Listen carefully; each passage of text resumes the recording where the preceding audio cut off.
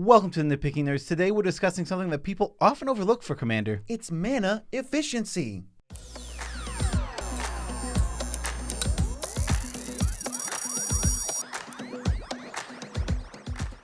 I'm your host, Joe Cherries. I'm your host, Beezy, and that makes us the Nitpicking Nerds. You know we're bringing content every single day, so head over to the channel, subscribe, go check out the Patreon if you want to give us dollars, or if you want to order cards and you're just looking for an affiliate link, we have one in the description, so buy cards from there, and then you support the channel that way. Yes, Beezy loves doing that as fast as he can, even though he could take his time.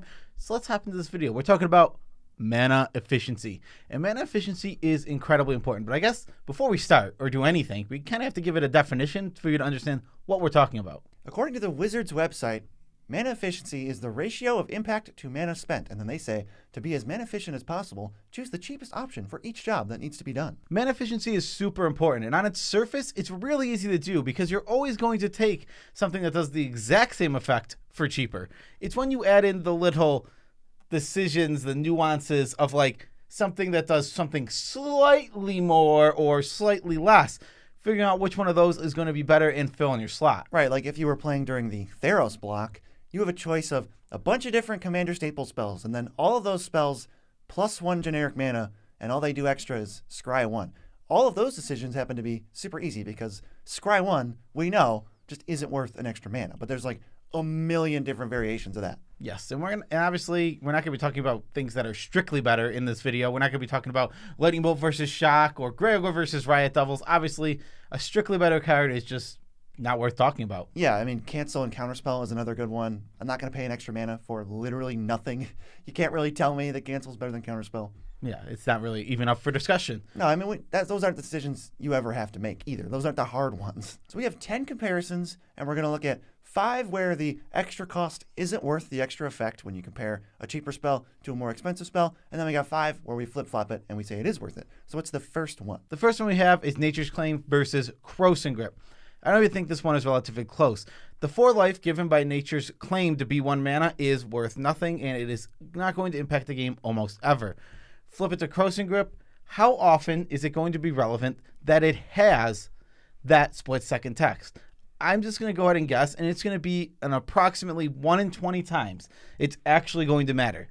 That's not very often at all, whereas spending 2 less mana will be relevant at least 95% of the time. Yep, so we have a middle point to gauge between Nature's Claim, the 1 mana, and Crossing Grip, the 3 mana Naturalize. It's Naturalize, which is 2 mana. It's right in the middle. It is literally unplayable. Like, nobody would ever go near it. And especially in the 1, 2, 3 mana slot, 1 mana is like very large to add or subtract to either of these spells. So when you go from 1 to 3, personally, like already, if the base is Naturalized, I almost don't even care what else it's doing. Because 1 mana is literally the easiest amount of mana to hold up ever in the game, aside from 0. 3, you start getting into questions of, do I develop my board state this turn or hold up my removal spell?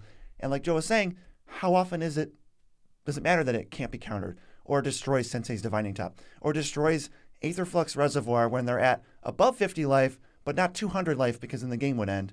And are they going to just cast a spell and then, before you get priority, activate it, rendering that effect useless anyway? Yeah.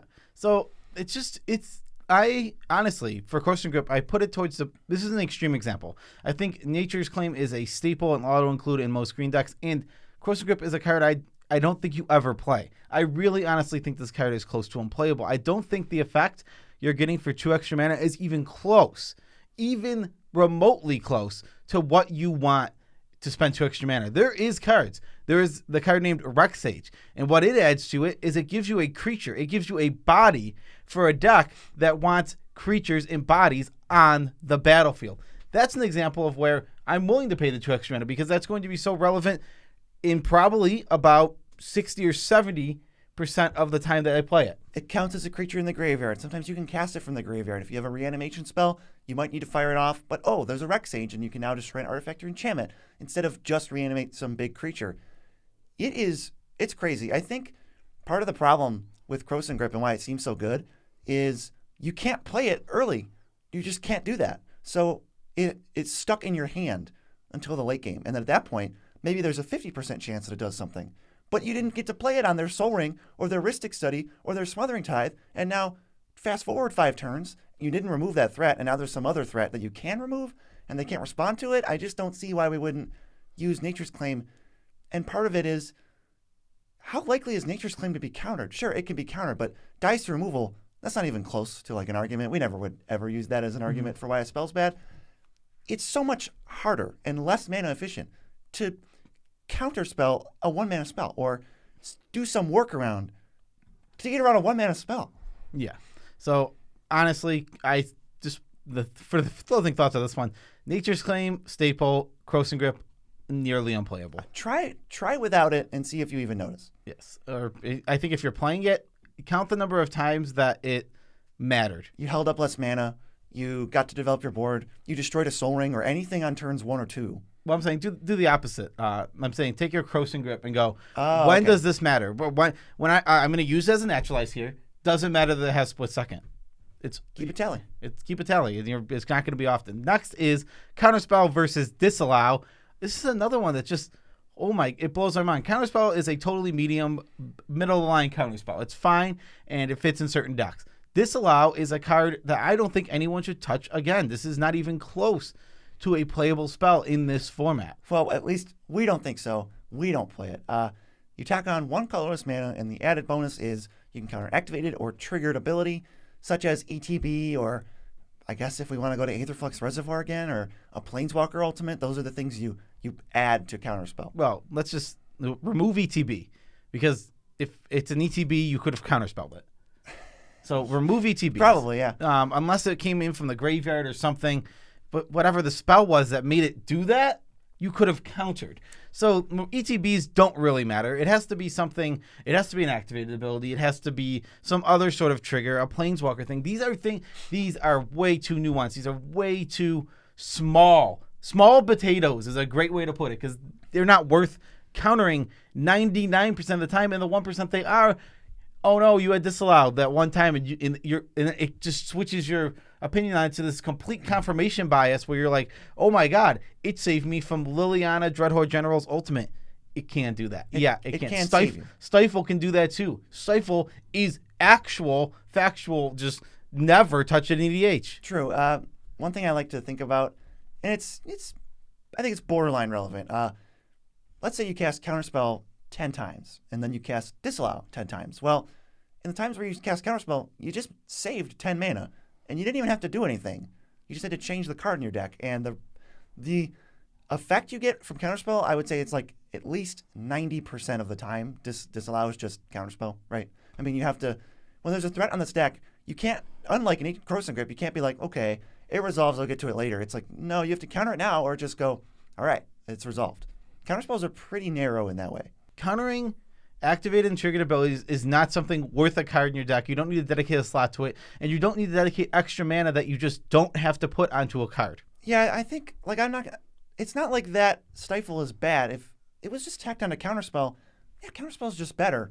But we don't have that choice. We have to choose a mana or the tiniest sliver of extra effect. And I guess what we end up looking at is, for these first two comparisons, the tiny sliver of extra effect that is a tangible bonus just can't compete with shaving mana off your spell. Like, shaving mana off your spell is one of the best things you can do, and they're all the same core spell. Yeah, exactly. So it's just we're going to give examples where adding the mana on is going to actually be worth it, but these just aren't it. These aren't even. I think these first two aren't even close to what you want as an extra effect. Next, we're moving on to some ramp spells. Nature's Lore, 3 visits. I'm just going to say Farseek. Most 2-mana, Steve, your 2-mana ramp spells, and there's a lot of them, are just going to be better than your Cultivates almost every single time because of mana efficiency. This is the closest one, I think. People might be like, this is the closest margin, at least for us. But I do think that Cultivate is just low enough on the totem pole of sorcery speed green ramp cards that I'm just not really going to play it. And it's not even a bad card. It's just a card that I don't end up playing because I have creature synergies, and then I'm never going to play it. Or I have, small windows where I can play ramp spells, and then I go Nature's Lore, 3 visits, Skyshroud Claim, always my first 3, because they put lands in untapped. And I just never get to Cultivate. I just never do. So I'd so much rather look at Nature's Lore 3 visits what is the virtual cost? Well, they cost 2, and they put a land in untapped, and they color fix you. So the cost is 1. What's Cultivate's cost? Well, if you have no lands in your hand, it costs 2 because the land that goes to your hand, you just play. Or if not, it costs 3, and you're only ramping 1. Sometimes the land's relevant, sometimes it isn't. Sometimes in EDH, games end before like turn 12, probably. I think that's reasonable. And I think if they went to like turn 24, the extra land would be more relevant. But you're just crunched on time, and I just don't think it matters enough. Cultivate is fine, and I don't think Cultivate is a bad card whatsoever. No. I think the other two, I think Crossing Grip and Disallow are bad cards. I think those are actual bad cards that you really should avoid at all costs. Cultivate's not a card you should avoid at all costs, and it even has some synergies in some decks somewhere, but it's not too often that you come across those. I just stick to your 2-mana ramp, stick to your mana dork, the thing is, that really pushes Cultivate out is you can, if you're focusing on mana efficiency, you never even have to get to 3 for your ramp in green because the spells and everything are so good 2 and below. Like if you had 5 3-mana ramp spells in your deck and you subbed them all out for 5 2-mana ramp spells, now you get to, instead of passing on turn 2, you're ramping on turn 2, and then there's a chance of turn 3 ramp again. We're using so much more mana, so much more efficiently when you can shave it all from 3 to 2 and then go, 1 in 10 times, I am going to miss a land drop. Yeah, and that will happen. You definitely will miss land drops. And Cultivate would be better in some situations. It's definitely true. But the mana you save is going to be relevant in almost all situations compared to Cultivate, where it's only relevant in a very few situations. Right. I mean, how often is the mana cost of a card not relevant? The only time that we're going to say that, I think, is in like this top deck mode where, you have 10 mana and you're just going to go play whatever you draw. That's pretty rare, especially in Commander. I don't think that really ever happens. Well, these situations do exist, and it's not that they don't exist. Yeah. But they're not prevalent or like showing up enough that you want to be focusing on that. The games focus around the earlier turns. And if they slide into late game, those are bonus turns. The turns that always happen in a standard game of EDH are 1, 2, 3, 4, 5. Those turns always happen. So having cards that are focused on doing stuff on those turns is going to help you a lot. And if you can cast more spells on those turns, it'll often give you a lead or an advantage. Yeah, and if you're playing Nature's Lore on turn 2 instead of Cultivate on turn 3, well, you're going to get more mana out of it. I mean, the extra land gets you 1 right away, or let's say 0 if you want to say it's even. But then on turn 3, you're now producing extra mana with your ramp spell versus Cultivate. You got to wait till turn 4. Yes, exactly. But Cultivate, the one to state it one last time, not an unplayable Magic card, not even a bad Magic card at all. You can just do better in green, and you can be mana efficient the whole time you're doing it. Yeah, kind of like Explosive Vegetation. Exactly. Next, this one I think is actually pretty easy. I don't know who would really disagree with us on this one, but it doesn't matter. Grim Horospex and Midnight Reaper versus Harvester of Souls. Harvester of Souls is 6 mana and says whenever any other non-token creature dies, you draw a card.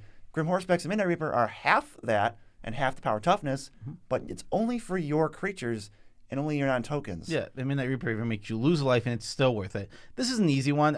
It's worth mentioning, and I think this is an easier example for people to look at and notice the difference. The advantage of Harvester of Souls is you get to draw off of everybody's creatures. So if there's a board wipe, there is a huge advantage for you. You're going to draw a lot more cards than you would if there was a board wipe with Grim Horospex or Midnight Reaper. You can see the upside, but I think people are very aware by looking at this one. This is it's easy for everyone to see that effect is not worth 3 extra mana. Yes, it's the most reliable way to kill creatures you have is your own. You're going to kill your own creatures. It's not like these decks are trying to develop, and then board wipe. And then I draw 11 cards. Like build your own Decree of Pain. It's so much more reliable and easy to, on turn 4, we can start now drawing cards and just sacking our useless guys or reanimate my Nether Trader and start chaining that with something else. That's so much more valuable than doubling the mana of the spell. Yeah, I think Harvester of Souls is a card where maybe if we move this down and it's a little less mana efficient, it's like 4 mana. All right, this card starts being talked about. You start talking about a card that might actually compete for the slot with Grim Horror Specs and Midnight Reaper because it actually draws enough cards. But the 2 or the 3 extra mana tacked onto this is absolutely not worth that small effect. Yep. I mean, I guarantee the play of Harvester of Souls has plummeted for like the past 5 years or whenever these cards have been around. Yeah, absolutely. Next, we have Scoot Swarm versus Rampaging Bailoff. Now, everyone knows Scoot Swarm is an insanely strong Magic card.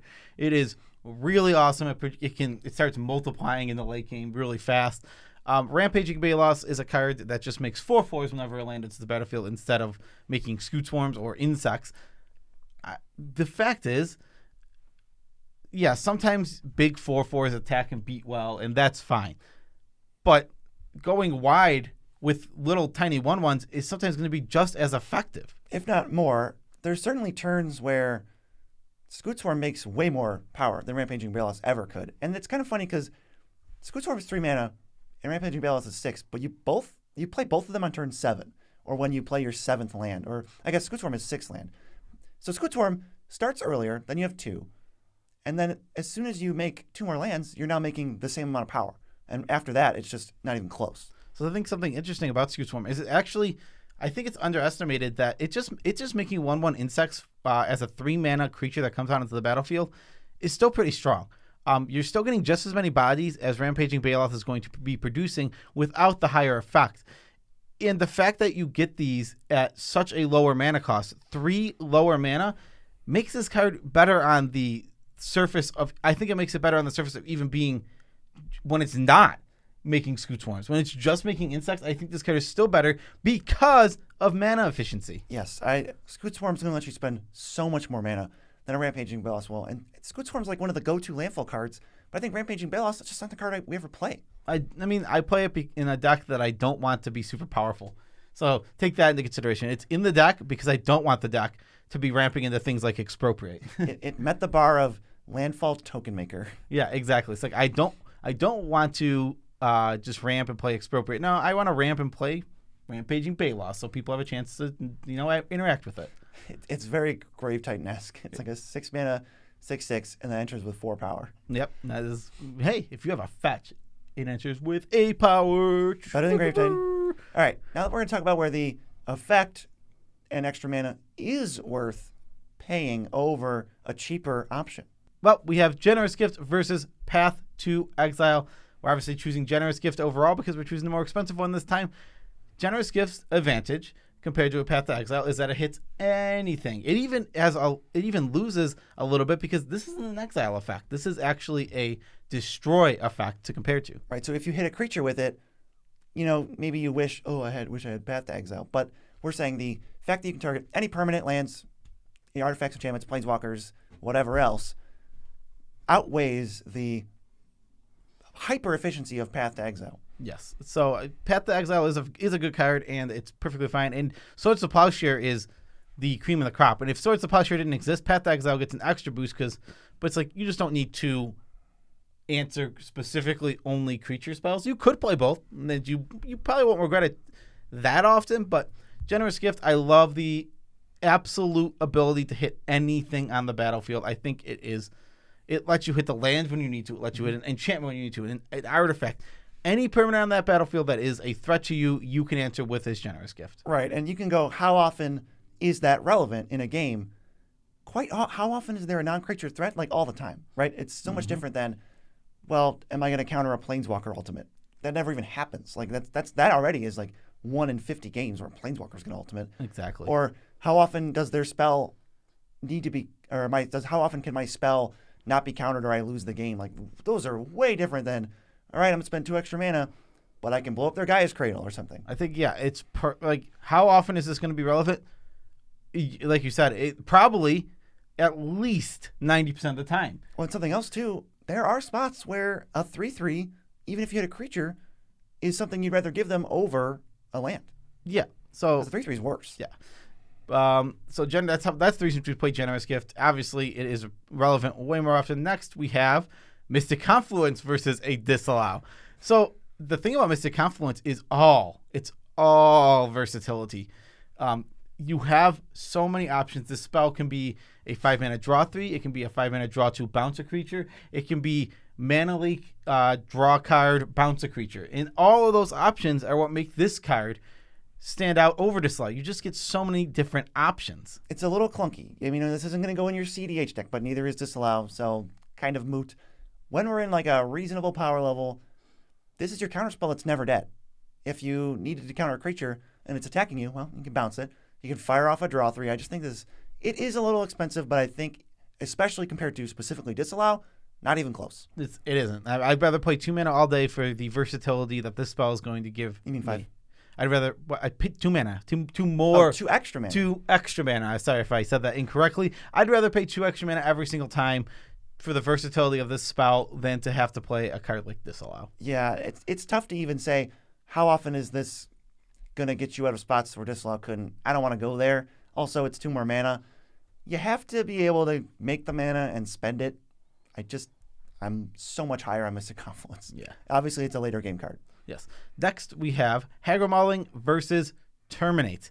So Hagger Modeling and Terminate actually almost do the exact same thing. Terminate adds in an extra clause of not being regenerated, which is almost irrelevant Flavor text. Overall. So Hagger Modeling is just going to be 2 mana more to do the exact same effect. So why are we even considering this over Terminate? Well, simple fact of the matter is it's an MDFC land. On the other side, it comes in tapped and it produces black as a land. This is all about, like, it doesn't need to be mana efficient because it's just going to be a land most of the time, a tap land, a mediocre land in your deck. But when it's not a land, oh my God, it's a spell. That you don't get to do that otherwise.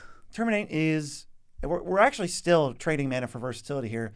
Terminate is 2 mana destroy creature pretty much always. Mm-hmm. All right, man, that's not even a bad card. It's just not a card we're ever going to play.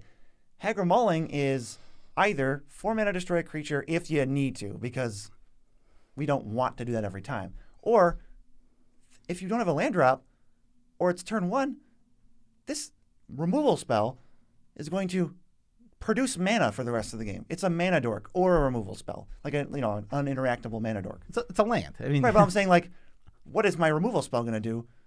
Make 7 mana because I needed a land drop, or be, once I have the mana, a mediocre kill spell? Yeah, exactly.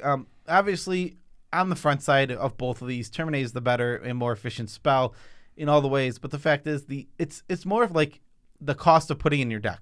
What is the cost of putting Hagger Modeling in your deck? Not nothing. much. Almost nothing. It's a land slot, and the cost of putting a Terminate in your deck is it's a Terminate. It's a medium removal spell. Like what is Terminate competing with versus what is Hagger Modeling competing with? Well, Hagger Modeling is competing with things like Bajuka Bog, Swamp, and Terminate's competing with things like Deadly Rollick and other amazing spells that don't like snuff out. Yeah, well, it's not even close. Yeah, exactly. Moving on to the next one, we have Teferi's Protection versus Boros Charm. Now, Teferi's Protection is a lot less. This is actually one where the spell is a lot less versatile on the surface. It only does one effect, and that effect is to phase out all your things and make it so your life total cannot change, and you have protection from everything.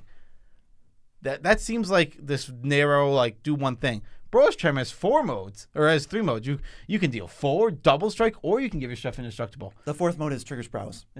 Triggers Prowess is the 4th mode. So it seems like on paper it's a lot less versatile. It's actually weirdly, the versatility of Teferi's Protection is off the charts. It dodges board wipes. It protects you from dying to combat. There's so many different little things. I can't even name them all. Right. I think this is actually one where we can all kind of agree on this one. And maybe the other ones are a little bit more out there for you guys, but 100% I think most people can agree. 100% most people can agree that Teferi's Protection is worth the extra mana over a Boros Charm, or let's say any 2 mana thing. Make all your guys. I mean, we can even say, what's the green one? Heroic Intervention. Heroic Intervention. It does way, way, way more. This card is like a staple, get out of jail free card.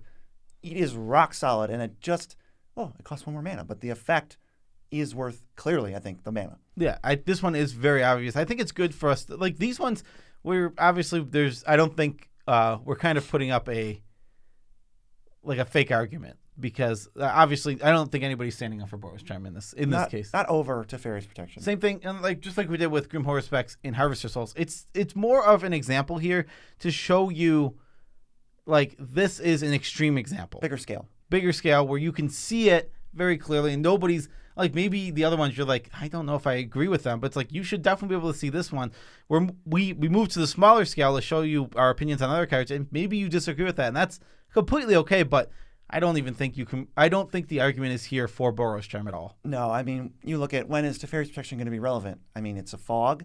It stops bounce effects. It stops lethal damage from any other source other than combat. It says your life total can't change. If everyone else is going to die, you just phase out. You don't die. It does a lot. Yes. It's almost like every time you use Teferi's protection, it's for a different reason, and it still saves you. Right. It's a very good Magic card. You can also it also has this weird proactive mode where you just, if I untap, I can win, and you just phase out on your turn and pass. Right. I mean, we think of some of the best board wipes in the format, like Toxic Deluge, Cyclonic Rift, and Tragic Arrogance come to mind. Almost all board wipes are sorceries. Well, I'm saying Toxic Deluge, Tragic Arrogance, and Cyclonic Rift. Boros Charm is like sad. It is sad. And you're like, well, darn. Teferi's protection, like, I don't even care. Yeah, it gets around every single one of those. Last but certainly not least, we have Eternal Witness versus Regrowth. This is, yeah, I know. This one is one that was talked about a long time ago, but I think everyone's come around. Eternal Witness is a much better card than Regrowth. There are 1,000,001 different reasons for that. It's a creature for your creature deck. It is recurable. It is reusable. It has a ton of ways to combo with it. You can't do any of that with Regrowth. Regrowth is a one-time spell, get back something, and you can reuse it. The mana is relevant a lot of the time, but the creature is even more relevant than that one mana. There are loops with Eternal Witness. There are less loops with Regrowth. There are flickers, reanimates, ETBs, the fact that it counts as a creature in your graveyard for any number of effects. Eternal Witness is pay 1 extra green mana for a 2/1 creature, and you change the type of the card. And changing the type of the card is already so big. It's another easy one, I think. I don't think anyone would question this. If you're trying to build synergy and extra power into your deck, Eternal Witness will do more every single time than Regrowth. Yeah, the simple fact is putting effects onto an ETB for only 1 more mana is going to make it a lot better. You can do this take your almost any one of these spells that we've talked about today, and now add 1 more mana. Make it a colored mana even. Yeah. Add 1 more mana. Like first one I see here, Path to Exile. Make it white flash creature. For a 2/1 that enters the battlefield. Path to Exile is never going to see any play again. Oh my god. That card's bonkers. And it's almost every single one of these. Even Mystic Confluence, a 6 mana creature that does that. Disallow. No!